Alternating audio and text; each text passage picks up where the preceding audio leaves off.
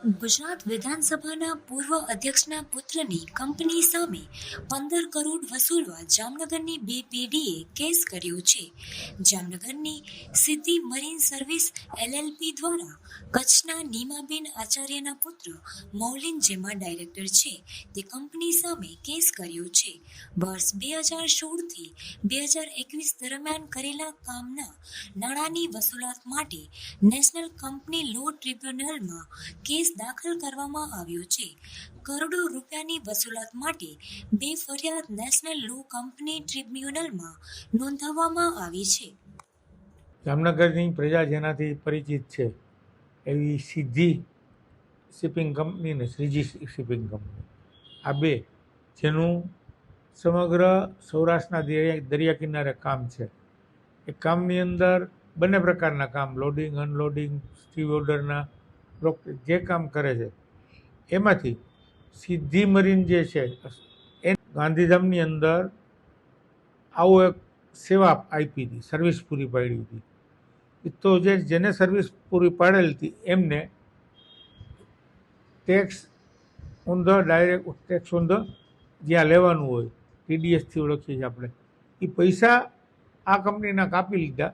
એનું ખાતું જુદું હોય સરકારી રેકર્ડમાં, એ જમા કરી દીધા. પરંતુ આ જે ગાંધીધામની કંપની રીગલ પ્રાઇવેટ લિમિટેડ, હવે એને પોતાની કંપનીને લિમિટેડ કંપનીમાં ડેવલપ કરી છે, કન્વર્ટ કરી છે. એટલે આરસીસી લિમિટેડ એવા નામથી આજે એ ધંધો કરે છે. અને જે સિદ્ધિ મરીન હતું એમને લગભગ 7 કરોડ જેટલા રૂપિયા એમની પાસેથી લેવાના થતા હતા. અને સિદ્ધિ સિમેન્ટ પાસેથી પૈસા ન આવતા એટલે હમણાંથી સરકારની જે યોજના મુજબ કેન્દ્ર સરકારે કંપનીઓ માટેની સ્પેશિયલ એક ટ્રિબ્યુનલ બનાવેલ છે, એનસીએલટી તરીકે ઓળખાય છે, national company law tribunal, equivalent to high court છે. એવા સ્પેશિયલ ક્ષેત્રની અંદર કંપની વચ્ચેના ડિસ્પ્યુટ હોય તો ઝડપી નિકાલ પણ આવે, કારણ કે એ એક આર્થિક જે વ્યવહાર છે એને લીધે જો ઈ ખોરંભે ચડે તો સમાજની અંદર અર્થતંત્રમાં એની બહુ મોટી વિઘાતક અસર થાય. એમાં ડીલે થાય તો પણ એ મુખ્ય મહત્ત્વના કેસો હોય, પણ બાકીના સામાન્ય નાગરિકના કેસો પણ એની હારે હોય તો ડીલે થવાનું બહુ સ્વાભાવિક હોય. એટલા માટે સરકાર આવી એક અલગ યોજના બનાવેલ છે અને ટ્રિબ્યુનલની સ્થાપના કરેલ છે. એ ટ્રિબ્યુનલની અંદર સિદ્ધિ શિપિંગ કંપનીએ આરસીસી સામે અંદાજે 6.5 કરોડનો એક દાવો કર્યો.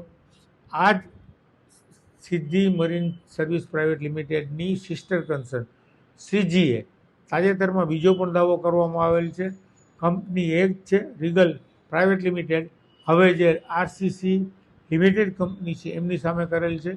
આ જે દાવો કર્યો એના માલિક તરીકે નીમાબેન આચાર્યના પુત્ર મૌલિન છે તથા બીજા બે ડાયરેક્ટર છે. વસૂલવા માટેનો દાવો એનસીએલટીની અંદર જુબાની પુરાવો એવું કાંઈ હોતું નથી.